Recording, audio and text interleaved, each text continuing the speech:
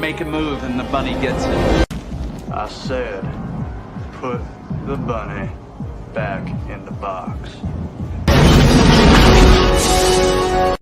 Why couldn't you put the bunny back in the box?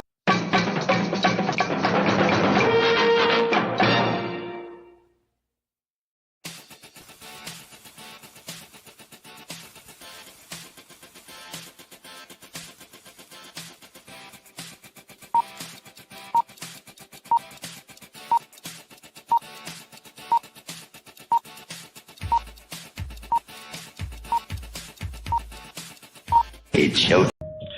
Roar. Roar. Colonel Ironsides here. 200 years I stood in the gap, fighting those who would harm my country. It was my honor, my sacred duty, so help me God. 9 times they took my life. 9 times I stood back up and made them pay. The freedom fighter I could handle anything, but someone betrayed me. I was ambushed, made mortal, rendered powerless, and retired. They passed an amendment that made me a civilian before I left the hospital. For 50 years, I've watched my country change. Watched this work while erasing me from history. The day I quit my job, I powered up and discovered they lied about that too. I'll remind them of freedom.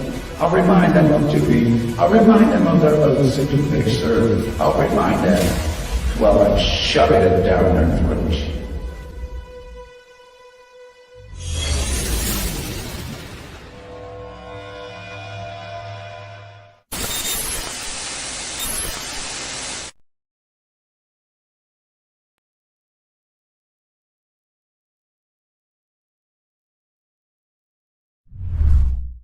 Psychically, I'm very well endowed. I want to know what you're thinking. There are some things you can't hide. I want to know what you're feeling. Tell me what's on your mind.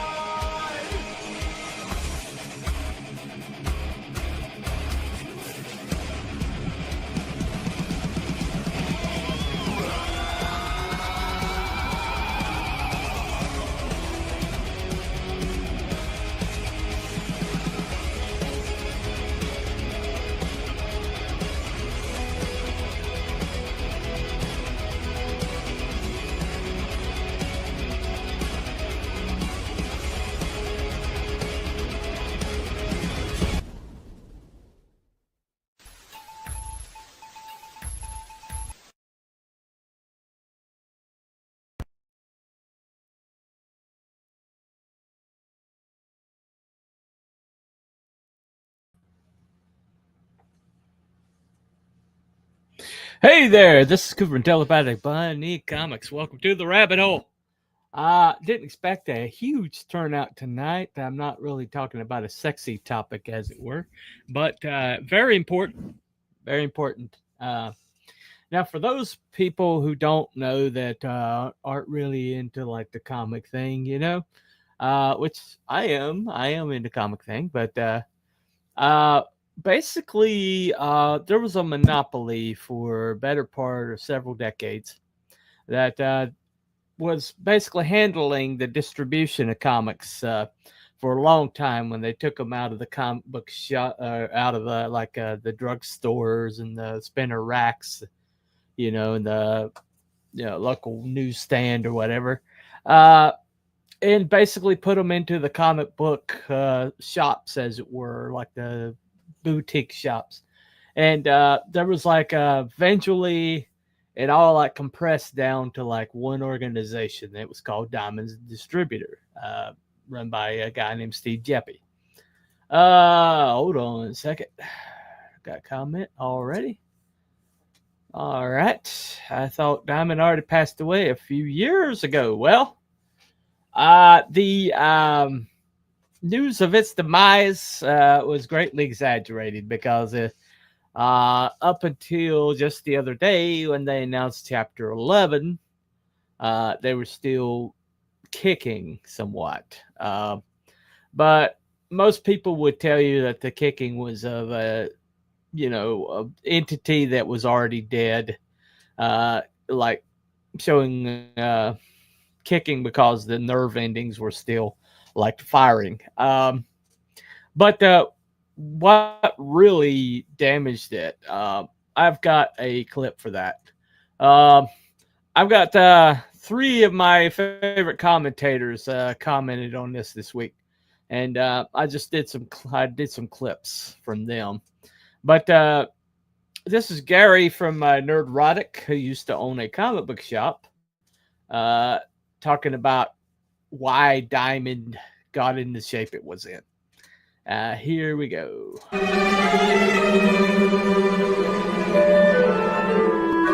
Speaking of comic books, I mean, the audience is going to be bored of this, but it's important to me because I have a long history with this company. As you may or may not know, I owned a comic shop for 10 years. And I had to work exclusively with Diamond.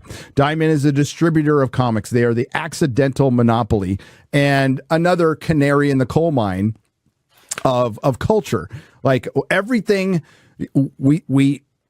there's still a huge appetite for comic books. If you go to a comic book convention, we're going to go to MegaCon in a couple weeks. That place is going to be fucking full. Back issues are selling like crazy. You know, manga still sells very well. I say crazy manga. But yeah, it's crazy sales. French comic books sell fucking great. Like there's still a huge market for it. Not just it's probably because America hasn't branched out past superheroes, but they need to do that. That's aside. So they were the one and lone distributor for comic stores. They were a monopoly, whether they wanted to be or not, and they acted like one. They had no competition, so they didn't have to innovate anything. When I got to my comic store in 2003, my ordering software, it was DOS. It was fucking DOS. I had to have an older computer that couldn't be turned off. If the power went out, I was fucked, and I had to call somebody to reboot the stupid thing because it was so fucking old. And it was a nightmare. I don't know whether that is DOS's fault or yours. Like, it could be either. That is I don't know where the power button is. I'm not completely retarded when it comes to computer, but I was with this one. Okay, I was just like, I don't fucking know.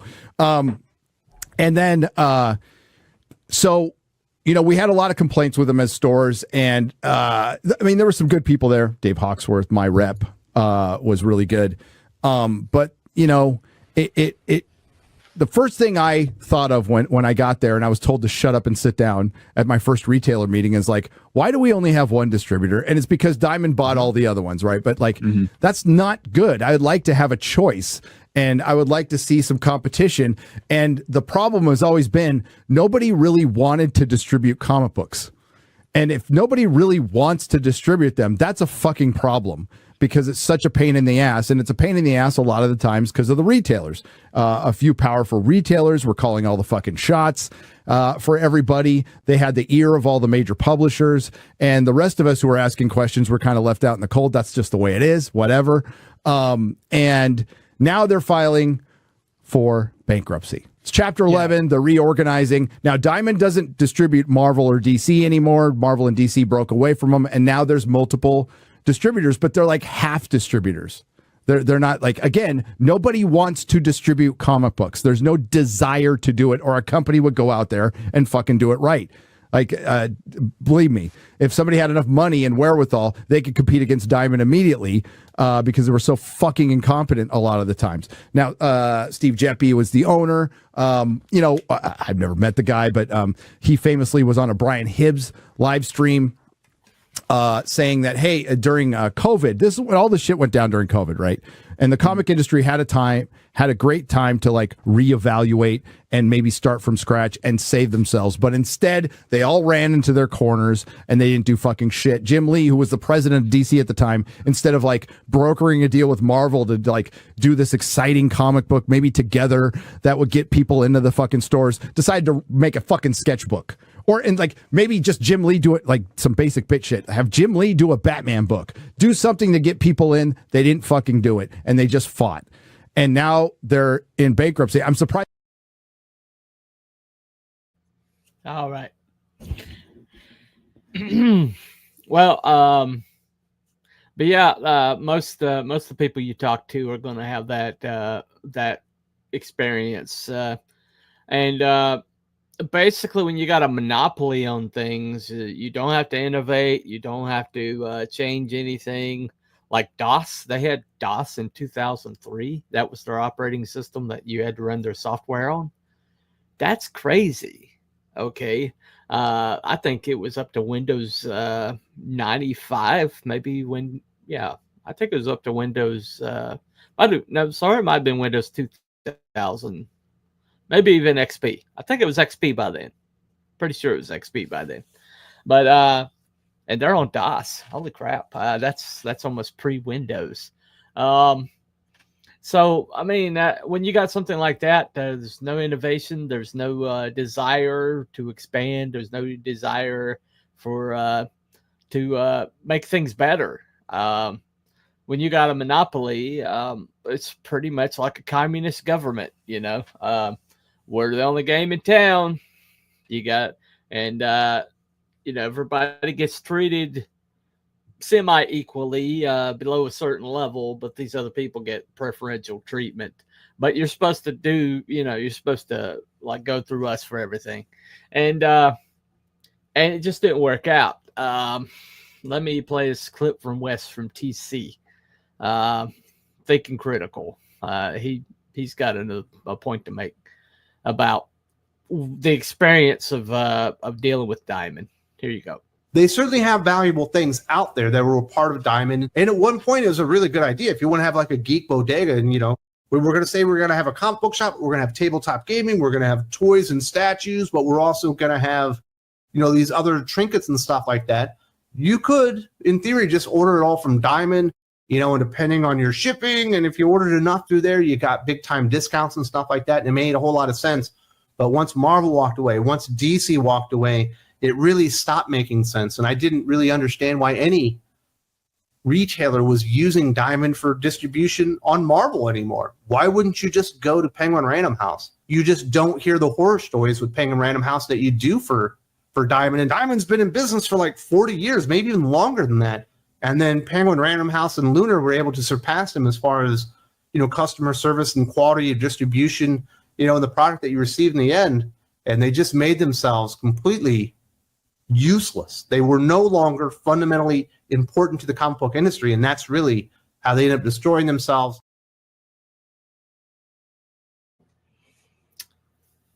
Okay. Now I've heard these stories a lot about how people would get damaged packages all the time, and they really didn't have any way to, Diamond just seemed like not interested in like reimbursing or sending stuff out. You pretty much had to reorder everything, even though they damaged it. I was reading his comment. I was reading through the comments, and this person said that they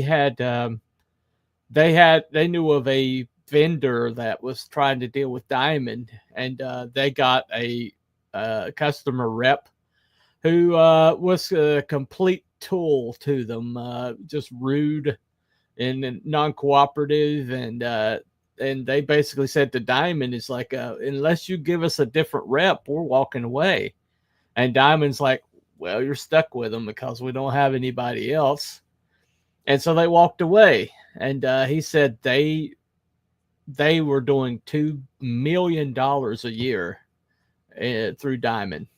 And they just basically told them where to go, step off, rather than give them a new customer rep. That sounds a lot like nepotism. That's how nepotism rears its ugly head.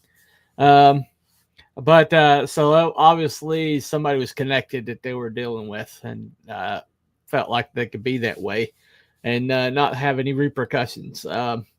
It doesn't sound very professional. Every time I heard stories about Diamond, it was like, well, how utterly and completely unprofessional they were. And it was just story after story of about, mixing up orders, getting orders and like really poor packaging. Like they just threw stuff in there and then threw something on top of it and then and sent it out. And then the poor customer service on the back end. And it was almost like, oh, you got to go through us or nobody. And then the shutdown happened. Let me play this from Neon and Geeky Sparkles. let me play it from Clownfish TV. Here he goes, right here. Yeah. I remember back when Neon worked for Gemstone Comics, Yes. that there was a time when people weren't getting paid, and it just happened to coincide with Jeppy opening a museum for himself. Yeah. Now, were they related? They'll probably tell you no, but everybody who was talking amongst themselves thought very much so, yes. Of course, they're not going to admit to that. But it was a very interesting coincidence that they stopped getting paid. They were paid on time, always, right when the museum's going to open. Yeah, this was we're talking like 2006, 2007 ish, and they were having problems back then, and you weren't allowed to talk about it. You were not allowed. This is why do all these awful things happen in the comic book industry? Because if you talk about them, even if it's the worst kept secret ever, if you talk about it, you don't get a phone call. Nobody. Well, You did it anyway, but that's another because I didn't story. care at that point. Like I don't get. I have a day job. I don't care. But yeah, it was. We went for like 3 or 4 months without getting paid, and I'm like, what the hell is going on here? And that was after you did like an all-nighter. I did an to do all-nighter some for 'em. last-minute thing to get they it all done. Dropped the book on me at the last. I used to color and retouch a lot of the Duck comics for the Gemstone books, and they dropped a book on me, and they're like, "Hey, could you have it by like Thursday?" And I literally slept in the chair in the living room for about 2 you hours. had a at a time. job. Yeah, I had a job too. And I did what I could to help, but it And- was like a ridiculous ask that late. But you did it. I did and then they it. didn't pay you. They didn't pay me for it, and I was pissed. I was like, "Damn it! This is time I could be So spending with my kids." ironically, and- bleeding cool. Yeah, right. Well, that's a whole thing. Anyway. But like, yeah, and so you start to see the cracks. The same kind of thing happened with IDW too, where IDW wasn't paying their freelancers. We're talking 10 years ago. It took a long time to get paid by IDW. So I think what a lot of these companies do is I don't think they have the cash reserves. So I think they wait to get paid by Diamond to pay the freelancer. You know what I'm saying? So you basically, the freelancers are working for free until they get paid from Diamond. But now I'm like, how many freelancers, and that's what I'm talking about, that domino effect. How many freelancers are not going to get paid now because the publisher was waiting to get paid from Diamond to pay them? Right, because we're only to the top 30. There's going to be way more There's than going to be a that. lot more. Way There's more. going to be a lot more.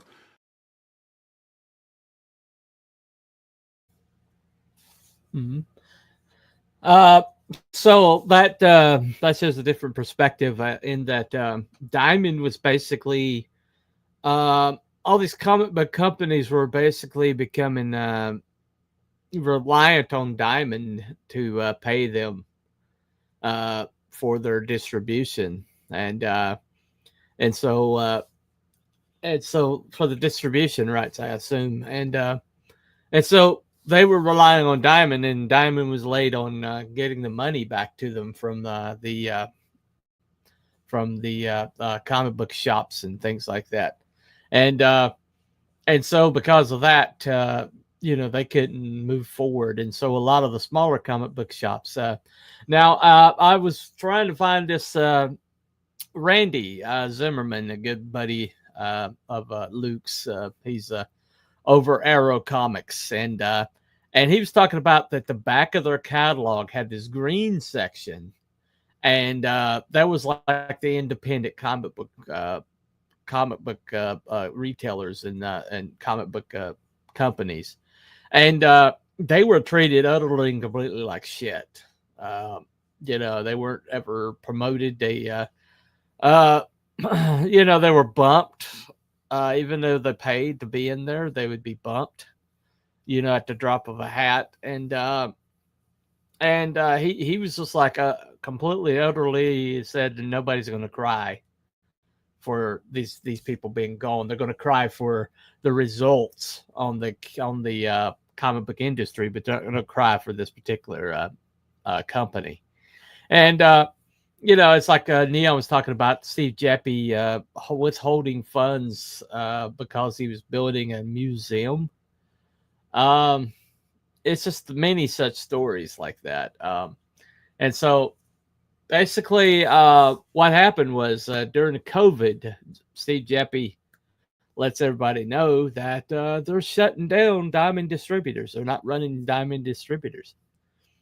And, it's like, good luck.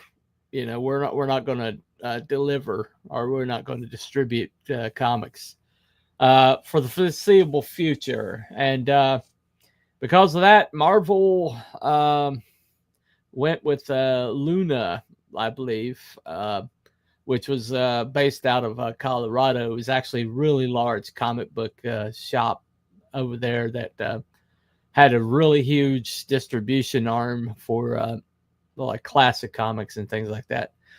And so they went with those guys, and DC went with Penguin Random House, which they already had contracts to. But then something happened when Diamond came back online. People just wanted to order through Diamond, and so Diamond set up a deal with Lunar and with Penguin Random House to basically distribute, to like be a middleman for between them and the comic book shops, and so that way the comic book shops could still order everything through the same catalog.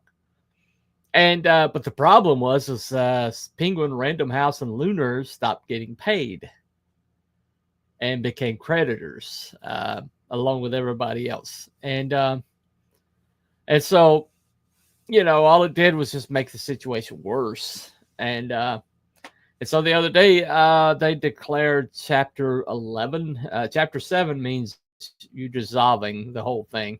Chapter 11 just means that you're pausing your bills long enough to get reorganized. But a lot of people say that Steve Jeppy's just going to use this as his jumping off point. They believe he's just going to retire and leave the whole mess behind and use this as an excuse. But I don't know what's going to happen with that. However, so now you have a mainstream comic industry, and they just lost a big chunk of their distribution. Now, if this had happened during COVID, then it would be a lot worse because, you know, you had everybody they're all, you know, all the eggs were in the same basket. Okay. But now, so now there's a big third, a good, well over third of the comic infrastructure that's going to these comic shops is gone for, you know, maybe forever. No idea yet. It looks like they're getting some, JP Morgan is like floating them a pretty large, sizable sum, I think 41 million, to help in their organization. And JP Morgan wouldn't do that unless they had enough assets that JP Morgan thought they'd get their money back. So I'm not saying that they might not be dead in forever, but for right now, you know, there's a lot of comic book shops are like, I don't know what to do, you know. And so what's interesting is that's pretty much a mainstream issue right now. And comic book shops are going to be looking for, you know, looking for some kind of content. They're going to be looking for a way to get, you know, new comics in. And so they're going to be looking around for brand new products. And I think that crowdfunding comic companies like Genuine Comics, like Arrow, you know, are going to have a really Alterna be one of them. I think Alterna is already in stores, but I don't think Arrow or Genuine Comics is in stores. But people that have a little bit of a backlog, have a collection of books that can be distributed, are out there. And right now they're using the crowdfunding model. But people like Fund My Comic, who have a permanent store option, are pretty much and people like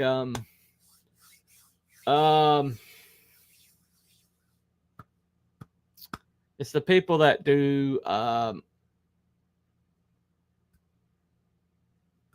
Common America. Iconic. I think it's Iconic. Iconic Comics Now, Iconic Comics basically uses kind of like that model of crowdfunding, but they also have a hybrid model where they have a company store that you can order through their website, and basically cutting out the middleman because Diamond absolutely would not carry. You had to jump through a lot of hoops to get Diamond to start distributing your comics, and I think it was Geeky and Neon that were talking about how they were trying to get Diamond to distribute their comic, and they said that it was just like they took a look at it and they're like, well, we don't see anything here, we don't see anything worth distributing. So they were making value judgments on who they would distribute or not. But because of Diamond being what they were, the incompetent behemoth that they were, because of that, people had to find alternatives, had to find a different way to get to the customer. And crowdfunding has done that. And creating your own websites have done that. And I feel sorry for these comic book shops that are relying on that one catalog. Because I think that they have a pretty big challenge ahead of them finding product for their shelves. Penguin and Random House and Lunar still exist, but not having like a big umbrella for them to get their product through, it's going to be a headache. And quite frankly, comic book shop owners have plenty of headaches already. So not really sure how that's going to work out. Neon and Geeky seem to think that some of these smaller comic book distributors like Antarctic Press are going to be really hurting because the Diamond owes them a whole ton of money. There's a list of creditors that you wouldn't believe some of the money that they're owing people. I think like one of the lowest lines I saw was like over 6 figures. I mean, it's just a pretty bad situation. And how did it get this bad? How do people let it go this bad? But we're stuck in this situation. We're stuck in the aftermath.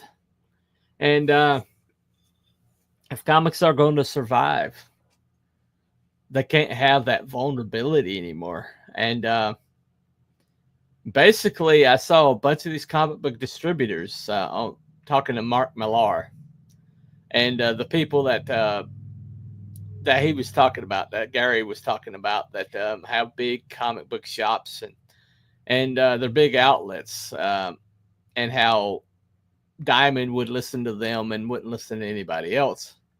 I saw those guys gathered around Mark Millar, whatever, having a conversation, and they were talking about the comic book shops or the comic book producers like Marvel and DC, and how they were doing stuff like multiple covers and being commodity based, and nobody wanted to talk about the content. None of this would be a problem if they would fix their content,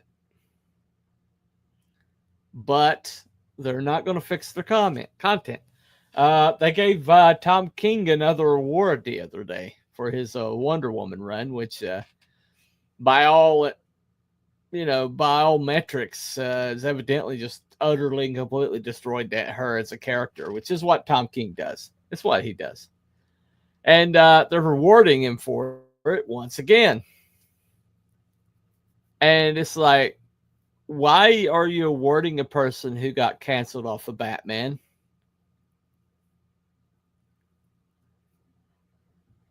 It does make a lot of sense. Either way, but The bottom line is mainstream's hurting right now, and they have been turning their nose up at independent content, and they have been like refusing to work with anybody that Diamond didn't distribute, and now Diamond's gone, so they're gonna have to find their way to the independent space, and maybe use some of the methods that independent comics have perfected, and they're going to just have to find a new way to skin the cat. You know, no cats were harmed in the making of this show. It's just a turn of phrase, but they're going to have to find a new way to get this accomplished, and I don't think beggars can be choosers. I don't see where the mainstream and independent comics can maintain this distance anymore, because independent comics just caught up to the mainstream, and so the mainstream can't sneer at them anymore and say, well, you're not part of the mainstream, so i.e. you're not valid. They can't do that anymore because the mainstream has fallen so far. The independent comics are looking them right in the eye, and all the methodologies that the independent comics have come up with, because they had to go around Diamond, has made them stronger, has made them more, more nimble, has given them ability to adjust, and mainstream's just been relying on this one company. Before Penguin and Random House stepped in, everybody was using the same company. Everybody was using the same entity. And nobody was thinking about outside the box. Nobody was thinking about tomorrow. Nobody was thinking about the future. And now they're caught with their pants down. And they're caught behind the 8 ball, and whatever metaphor you want to stick there. But it's not good. It's not good. So the only answer for the mainstream, the only answer that makes any kind of sense whatsoever, is they're just going to have to figure out how the mainstream is getting to their customer. And they're going to have to adopt it. They're going to have to adopt some of those policies, because independent comics is not going to be affected by this. I mean, there's a few that might have been getting distributed through Diamond, but they would have been in the green section, and Diamond wouldn't have been pushing them anyway. So it's not really going to hurt them. But we're stuck here at this crossroads. And I don't usually do topical things. I don't usually talk about things that are happening in the news. I usually try to keep evergreen content, but this is a really vitally important cross-section or crossroads we got here. Okay? And the mainstream has to ask itself, where do I go from here? You know, I just lost one of the biggest distribution arms of the last 40 years. And it's gone. And our content put them in jeopardy. The fact that people weren't buying our books anymore because they couldn't stand the content. And until they start talking about addressing the content, this is just going to get worse. And we're looking at an extinction level event here. This is an extinction level event. You know, whatever they decide to do from here, comics is going to be completely changed. The comic book shops can't sneer at the independent, and the mainstream can't sneer at the independent anymore, because they're going to have to learn from the independent to stay valid, to find their way forward. They don't have any choice. They don't have any choice. Diamond is probably not coming back from this. And even if it does come back, it's going to be diminished as a company. They already shut down like I think 2 weeks ago or something like that. They consolidated and shut down one of their warehouses. That's just like two weeks ago or something like that. So as a company, they're shrinking. As a company, they're probably not coming back at full strength. And so mainstream, the ball's in your court. And you got to decide. On one hand, extinction, going forever, completely invalidated. You know, there is no tomorrow. Or learn from the independents that have been operating in a diamond-free zone for decades now. Figure out what they're doing and pick up that model. You know, the people that you sneer at, the people that you denigrate, the people who you ignore, can't ignore them anymore.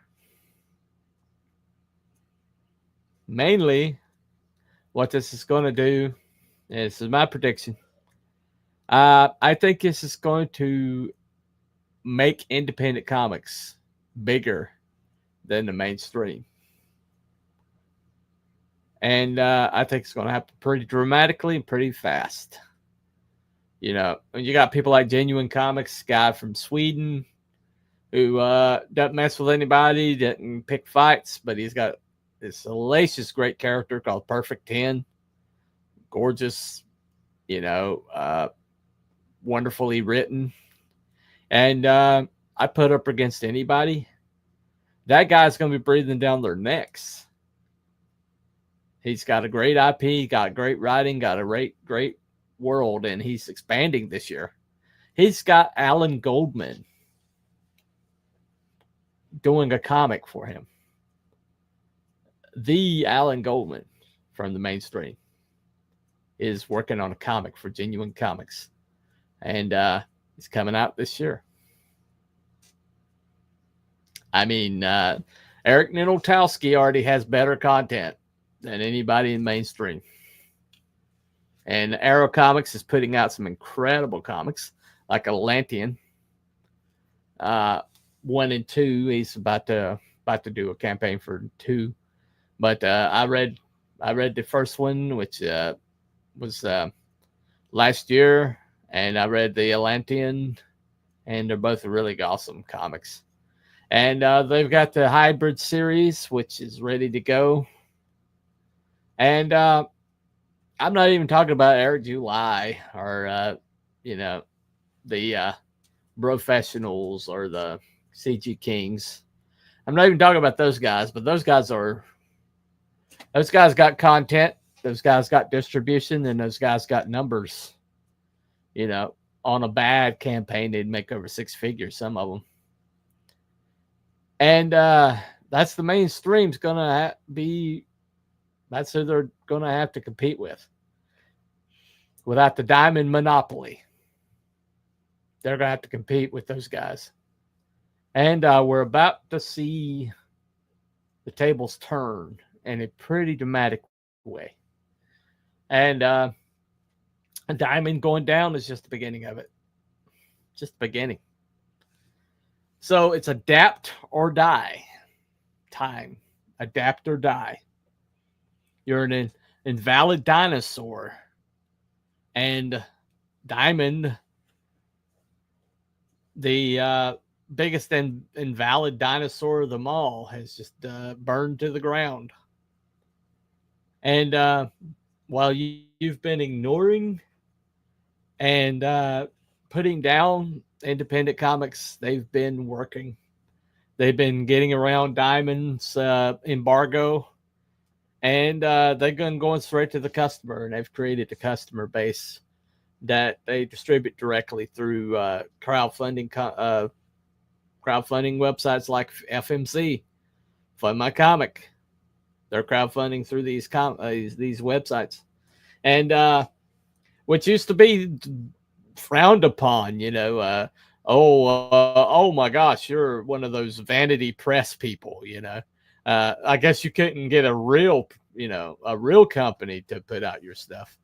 And that used to be. I mean, I went to basically put a book in bookstores, and all the hoops I had to jump through, all the barriers I had to climb, just made it prohibitive for anybody independent coming from outside. That's going away. They've got bestsellers right now of people who have never been published in the mainstream, and they have best-selling books, independently published and distributed through the mail system. The mainstream model, the gatekeeping is going away. Diamond going down is just another brick in the wall. Anytime I can quote Pink Floyd, I'm going to do so. Just a warning. Anyway, so adapt or die.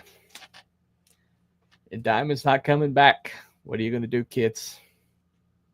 What are you going to do?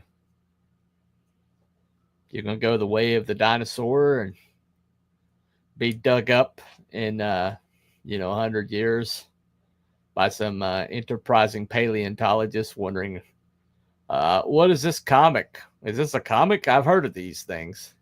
Is this that Marvel? Yeah, I've seen Marvel before. It's one of those artifacts. Or Marvel or DC. It's one of those artifacts.